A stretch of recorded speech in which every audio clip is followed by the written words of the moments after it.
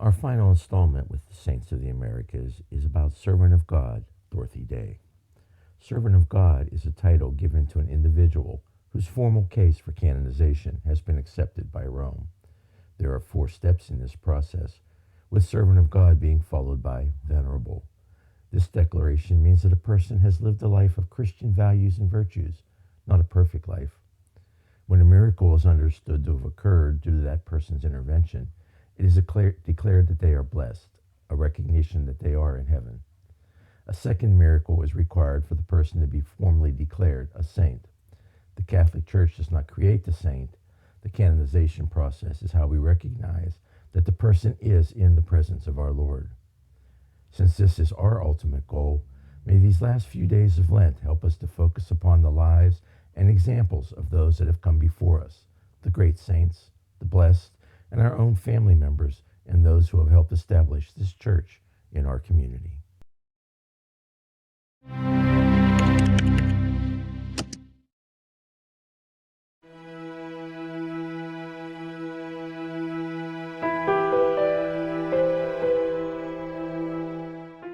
Her story is just such an incredible, beautiful story, and I think it's very important to share it.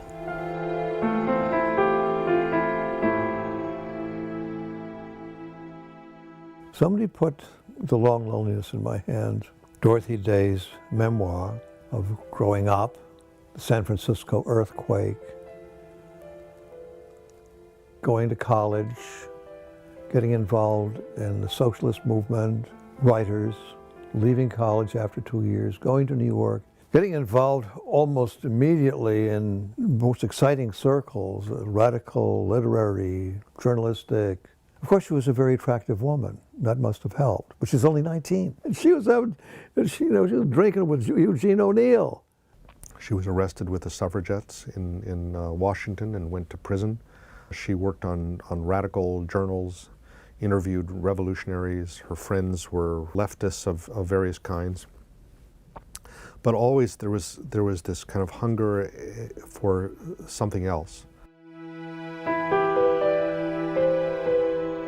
Of course, there are stories in the late teens where she would be sort of on the town. You know, she was saying she flung roses, you know, but she would find herself at times at St. Joseph's Church in the West Village praying, you know.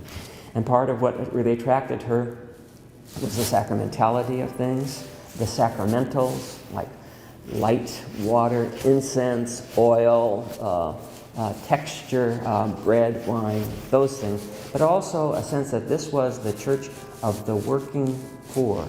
There were also a lot of really painful, sorrowful times in her life. One that she never wrote about, but that was certainly very important, was an unhappy love affair that she had that resulted in her pregnancy and resulted in her having an abortion.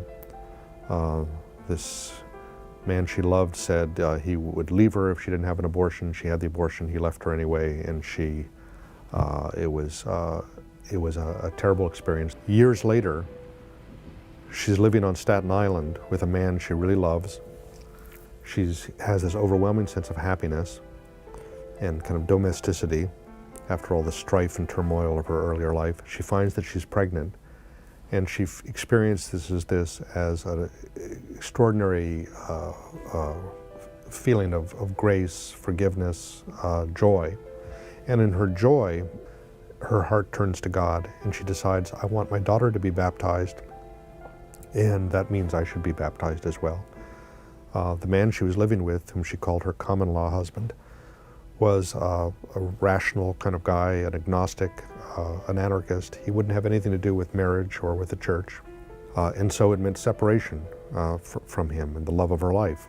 But anyway, she separated from him and then spent several years trying to figure out how to live out her life as a Catholic, but still holding on to that radical commitment to social justice and to the poor, and wondering how the two of these were put together. And it was 1932 that she went to, as a journalist, to cover a hunger march of the unemployed in Washington, D.C. that was organized by a lot of her old communist friends. And she found herself there on the sidewalk watching this parade of, ragged men, and thought, now where are the Catholics, leading this march? But it came together for her when she returned from Washington and found this guy, Peter Morin, waiting for her. He'd heard about her through another Catholic editor, said, I think you have some ideas in common. And he'd been looking for someone to partner with, to set in motion a kind of program that he had. He was a great visionary, but he was not an activist, and he was a very impractical person. He said his job was to enunciate the ideas, but Dorothy was the person who kind of set it in motion. And the first thing he said was, we have to start a newspaper.